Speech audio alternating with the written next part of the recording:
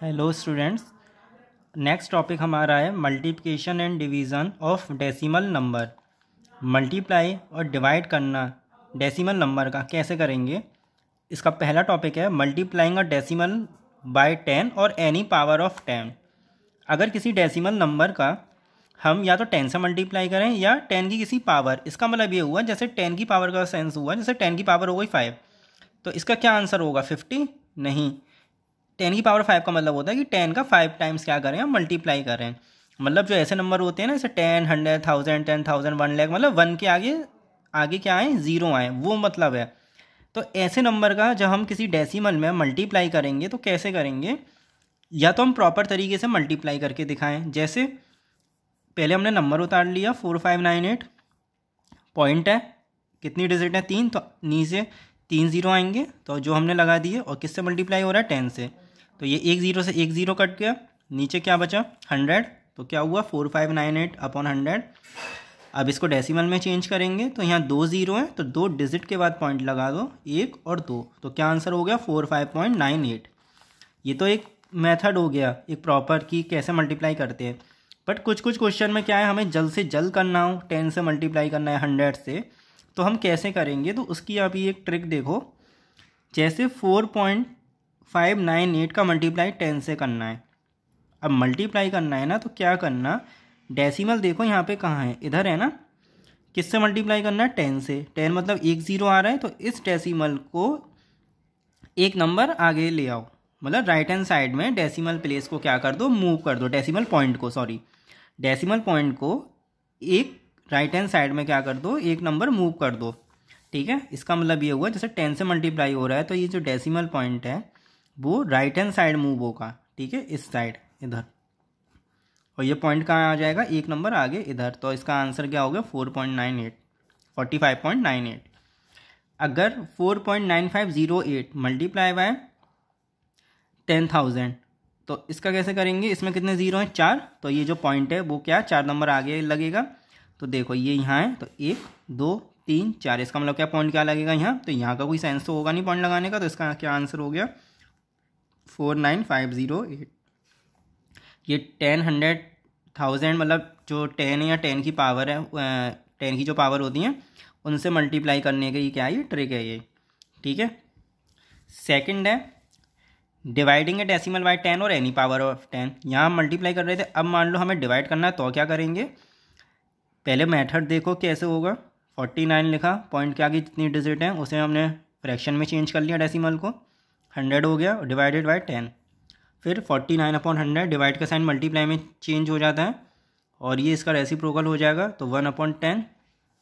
उसके बाद 49 upon multiply करते हैं इन दोनों का, कितना होगा 1000, कितने ज़ीरो हैं 3, तो 3 ज़ीरो के बाद पॉइंट लगा दो, 3 डिजिट के बाद 1 2, अब आगे कोई डिजिट तो है नहीं, तो वो हम ज़ीरो मान लेते हैं ना, तो ये तीसरी हो जाएगी, फिर उसके बाद पॉइंट लगेगा, तो क्या आंसर हो गया 0.049। ठीक है, और इसकी अब ये ट्रिक देखो, 0.49 डिवाइडेड बाई 10, डेसिमल में हम राइट में जा रहे थे, और इसमें हम कहाँ जाएंगे, डिवाइड में लेफ़्ट में। लेफ़्ट का मतलब ये है जैसे पॉइंट इधर है और 10 से कह रहा है, तो इस पॉइंट को कहाँ कर दो, एक नंबर आगे। एक नंबर आगे क्यों किया, क्योंकि 10 से डिवाइड हो रहा है, 10 में कितने ज़ीरो हैं 1।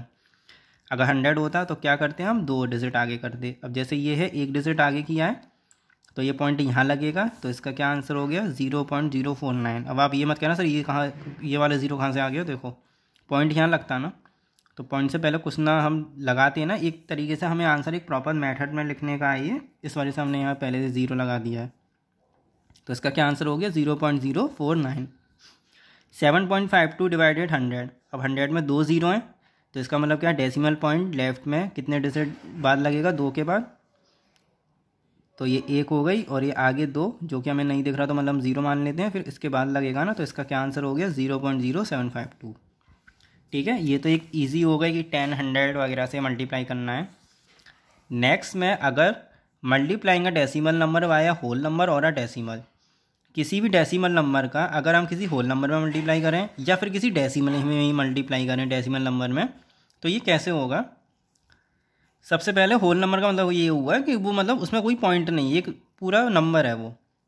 सबसे पहले तो आप ये भूल जाओ कि यहाँ कुछ पॉइंट है, सबसे पहले ये सब जितने 0 पॉइंट सब भूल जाओ। अब यहाँ सिर्फ नंबर पे ध्यान दो। नंबर क्या लिख रहा है, 78 मल्टीप्लाई बाय 49।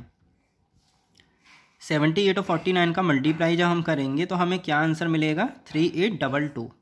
ठीक है, इस 3822 को फिर नीचे साइड में लिख लेना, 3822। ये आंसर आ गया। ये पर अभी आंसर नहीं है, अभी क्या है, हमने ये जो पॉइंट छुपाए थे, 0 छुपाए थे, ये भी तो हमें लगाने हैं। अब यहाँ देखो, यहाँ कितने डिजिट के बाद ये पॉइंट लगा हुआ है, 1 2 3 4 5। तो यहाँ भी हमें 5 के बाद लगाना है आंसर में। तो 1 2 3 4, 4 तो हैं, 5 डिजिट नहीं है, तो 5वीं क्या होगी, वो 0 मानेंगे, उसके बाद पॉइंट लगाएंगे। लग गया। और पॉइंट से पहले भी हम 0 क्यों लगा दें, प्रॉपर आंसर को शो करने के लिए बस। तो ये हो गया इसका आंसर। अगर किसी डेसिमल का होल नंबर में हम मल्टीप्लाई कर रहे हैं तो क्या करेंगे, पहले तो हम भूल जाएंगे कि कुछ पॉइंट है या नहीं है। नॉर्मल हम जैसे नंबर का मल्टीप्लाई करते हैं वैसे करेंगे। फिर जो आंसर आएगा उसमें हम देखेंगे कितने पॉइंट, कितने डिजिट के बाद पॉइंट है, फिर हम उस आंसर में वो पॉइंट लगा देंगे।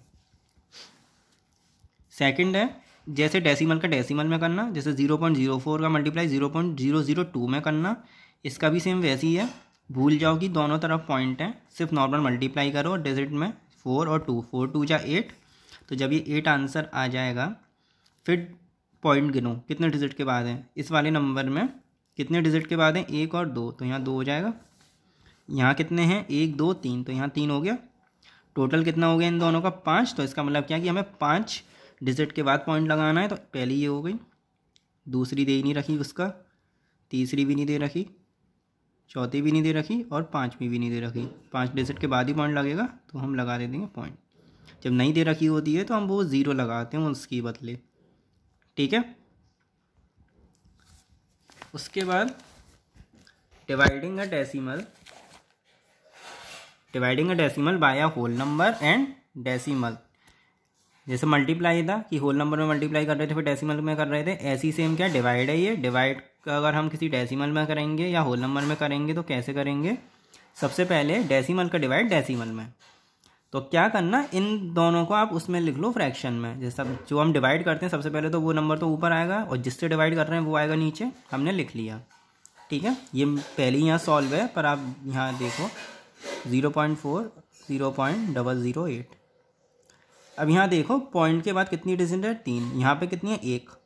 तो इन्हें चेंज करो लाइक डेसिमल में। मतलब लाइक डेसिमल मैंने बताया था कि पॉइंट के बाद डेसिमल प्लेसेस सेम होने चाहिए। जैसे यहाँ 3 है तो ऊपर भी 3 होने चाहिए। तो यहाँ कर दो ये 2। अभी हमने ये क्यों करे हैं, जिससे कि हम क्या करें, पॉइंट से पॉइंट काट दें। पॉइंट से पॉइंट तभी कटता है जब पॉइंट के आगे वाले डेसिमल प्लेसेस सेम होते हैं। ठीक है, हम ये नहीं कि अपनी मर्जी से ही काट दें, वो हम तभी काटेंगे जब पॉइंट के आगे वाले डेसिमल प्लेसेस सेम होंगे। जैसे यहाँ 3 है और यहाँ भी 3 है, इस वजह से हमने ये काट दिया।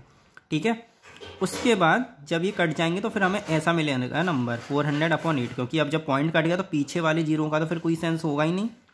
ये जो लेफ्ट हैंड साइड में जो जीरो हैं, तो 400/8 बचा। फिर इनका कर दो मतलब डिवाइड या काट दो इन्हें जैसा है, तो कितना आंसर आएगा, 50। ठीक है। दूसरा ये थोड़ा बड़ा सा देख लो, जैसे 2072.616 अपॉन डिवाइड किया है 284.7। यहाँ पे डेसिमल प्लेसेस 3 थे, यहाँ पे 1 है, तो इसे भी 3 बनाएंगे तो 2 0 और लगा देंगे, फिर हम पॉइंट से पॉइंट काट देंगे। अब आप ये सोचोगे कि इतने बड़े नंबर का डिवाइड कैसे करेंगे, तो कुछ नहीं, यहाँ देखो नीचे वाले में 7 के बाद 2 0 है ना, तो इसे मैं ऐसे अलग भी तो लिख सकता हूँ। मतलब एक तरह से 100 है ना, ये 2 0 का मतलब क्या होता है, 100 ही तो हुआ ना। पहले तो हमने नंबर लिख लिया, तो ये जो 2 0 इसको हमने अलग लिख लिए, जैसे मल्टीप्लाई बाय 1/100। 100 नीचे आ रहा है ना, इसलिए हमने यहाँ ये नीचे लिखा है। ठीक है, सिर्फ अब इन दोनों का डिवाइड करो। जब इन दोनों का डिवाइड करोगे तो जो आंसर आएगा 728। आप देख लेना ये डिवाइड मैंने कैसे किया, 728। तो ये इन दोनों का डिवाइड का आंसर आया, पर अभी हमें 100 से भी तो डिवाइड करना है ना। तो 100 से डिवाइड करना तो बहुत ईजी है। कैसे, 2 0 हैं तो 2 के बाद डिजिट के बाद पॉइंट लगा दो, 1 और 2, तो क्या आंसर हो गया, 7.28। ठीक है, दिखने में बस थोड़ा हार्ड था पर कुछ भी नहीं था क्वेश्चन में। सेकंड है divide by a whole number. जब किसी होल नंबर से डिवाइड करेंगे किसी डेसिमल को, क्या होगा, सबसे वही सेम चीज़, पहले फ्रैक्शन में लिखो दोनों को। पॉइंट के बाद कितने डिजिट आ रहे हैं, 1 2 3 4 5, तो ये 500 ऑलरेडी था। 5 जीरो और लगा दिए हमने। फिर कितने ज़ीरो हैं टोटल? 3 और 3 6 7। इन 7 जीरो को एक अलग लिख लो, जैसे 9385 नंबर लिखा, नीचे 5 मल्टीप्लाई बाय 1/7 जीरो हमने ये अलग लिख लिए। ठीक है, इन दोनों का पहले आप डिवाइड कर दो तो ये आंसर आएगा 1877। फिर नीचे फिर अभी ये बचा है तो 1877 डिवाइडेड बाय कितने ज़ीरो हैं? 3 और 3 6 + 1 7। तो 7 डिजिट के बाद पॉइंट लगा दो, 1 2 3 4 फिर 5 6 7। तो क्या आंसर हो गया? 0.0001877। जब आप ये सॉल्व करोगे तब आपको और अच्छी तरीके से प्रैक्टिस हो जाएगी। ठीक है, अगर मान लो कि पहला नंबर हमें होल मिल जाता है और आगे वाला डेसिमल मिलता है तो कुछ भी नहीं है, जैसे हम पॉइंट हटा के नीचे ज़ीरो बढ़ा रहे थे, यहाँ पे हम पॉइंट हटा के क्या करेंगे? ऊपर ज़ीरो बढ़ा देंगे। जब हम पॉइंट हटाएंगे ये ऐसे फ्रैक्शन में आएगा, तो जब हम पॉइंट हटाएंगे तो कितने ज़ीरो बढ़ाएंगे हम? 5। तो ऊपर हमने 6, तो ऊपर हमने कितने ज़ीरो बढ़ा दिए? 6। तो पॉइंट हट जाएगा यहाँ से। तो अब क्या बचा हमारे पास नंबर? 1 10 100 1000 10,000 लाख 10 लाख, मतलब 50 लाख अपॉन 60। इन दोनों का नॉर्मल डिवाइड कर दो जैसे हम डिवाइड करते हैं, तो क्या आंसर आएगा? 312500। ठीक है, उसके बाद जैसे कोई अप्रॉक्सीमेशन वाला आ जाता है, इसका मतलब ये होता है जैसे 22/7 का हमें क्या करना है? डिवाइड करना है। तो 7 3 = 21, 1 बचा, पॉइंट लगाए 0, 7 1 = 7, 3 बचा, 0 बढ़ा लिए क्योंकि पॉइंट हम लगा चुके हैं, 7 4 = 28, 2 बचा, 0 बढ़ाया और 7 2 = 14, 6 बचा। अभी आगे डिवाइड तो होगा नहीं, तो हम क्या करते हैं? पॉइंट के बाद जैसी 3 डेसिमल प्लेसेस हो जाती हैं हम आंसर वहीं छोड़ देते। जब हमें पता है कि ये आंसर आगे कंप्लीट नहीं होगा या आगे बढ़ता जाएगा, तो हम क्या करते हैं? आंसर को वहीं की वहीं छोड़ देते हैं, आगे फिर हम कुछ नहीं करते। तो इसका आंसर कितना हो गया? 3.142। या तो 3 तक छोड़ दो या 2 तक छोड़ दो। वैसे 3 तक इसलिए देखते हैं कि 3 तक मोस्टली आंसर निकल आता है, इस वजह से। ठीक है, ये अच्छी तरीके से समझ लेना डिवाइड और मल्टीप्लाई। अब आप लोगों के पास हो सकता है अब तो कोर्स भी आ गया हो, मैथ्स की बुक आ गई हो, तो मैथ्स की बुक न्यू ही लेना, क्योंकि उसमें थोड़ा चेंज होके आते हैं क्वेश्चन वगैरह। और जिन पे पुरानी है वो कोशिश करना कि वो नई बुक लें और उनकी प्रैक्टिस करना नई बुक से। Thank you.